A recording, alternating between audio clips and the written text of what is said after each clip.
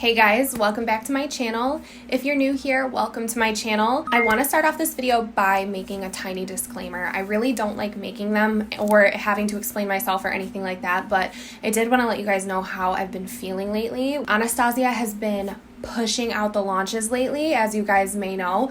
My past few videos have been Anastasia related and I love it. I love the new makeup. I love seeing it all released, but it's very, very hard to keep up with and it's very overwhelming. I know that you guys probably feel the exact same way as consumers of the makeup, but even as an influencer and reviewer of the makeup, it's been so hectic and so crazy. So honestly, it's made me like the opposite of excited. It's made me kind of revert and not want to post anything just because I feel so overwhelmed and like I can't keep up. So I really am trying to go back to what I said a few months ago, and that is that I'm going to be posting only videos that I care about, only things that I want to post. So today's video is going to be my review on the third Norvina Pro Pigment Palette. So over here, I've already reviewed the first Norvina Pro Pigment Palette, also the second. If you want to check them out, I will leave them in the cards so you can get them easily, but this is definitely my favorite out of the three. So this is more of the fall palette out of the three Norvina palettes. This one has more warm tones in it, obviously, but it also does have greens, purples. This is the same deal here. It's 25 shadows for $60. It's a big old palette with a really big mirror. So I'm jumping right into it. I want to go ahead and share the arm swatches of this palette. This one did swatch very beautifully, very bold.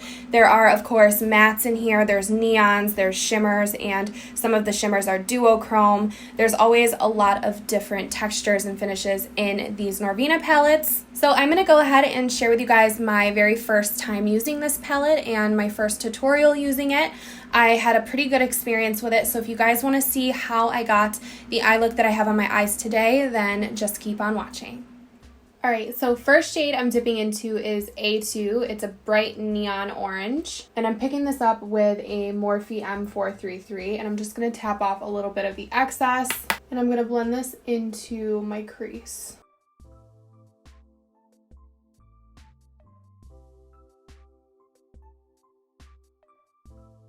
Then I picked up the yellow out of the palette. This is the shade E4, and I'm taking a tiny Precision Firm Blender E42 from Sigma, and I'm going to blend this above the crease color. So just above the crease, I'm going to tap in and blend that yellow. Next, I'm taking my favorite blending brush, the E27 from Sigma, and I'm picking up the kind of hot neon pink. This is the shade B3, and B3 is going to go all over the lid. I'm just tapping it in at first and then I'll blend it out. I'm just going to sweep over the crease with a little bit of that orange. Then to deepen up the outer corner, I went in with the red out of the palette. This is the shade C2, and I'm using an E25. It's a little bit bigger of a blending brush than the E27, and I'm packing this into that outer portion of the lid.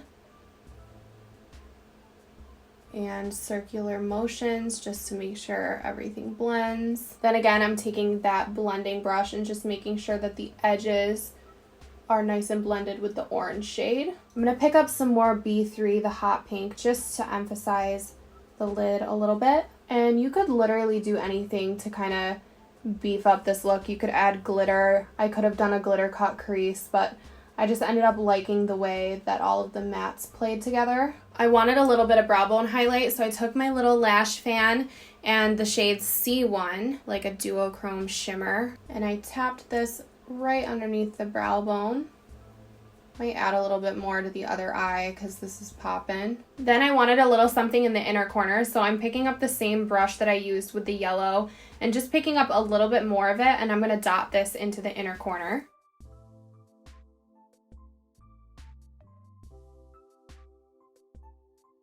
Then with an E36 blending brush from Sigma, I'm picking up B3, which is the hot pink, and I'm going to put this underneath my lower lash line, dragging this all the way across.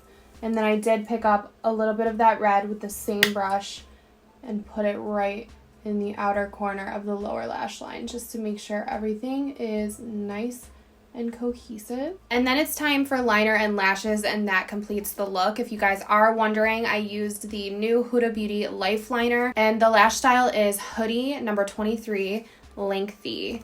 It's a new lash from Huda Beauty as well. So overall, I had a really good experience with this palette. I feel like everything was very blendable, very bold on its own. I didn't have to use any bases or anything like that. Of course, if you did use a base, everything would be more bold, but I really, really liked how this performed, and I feel like there are endless opportunities, especially for fall looks in this palette, which you guys know I love. But I don't think I have too much to say. Nothing really stood out as far as quality that I had to fill you guys in on.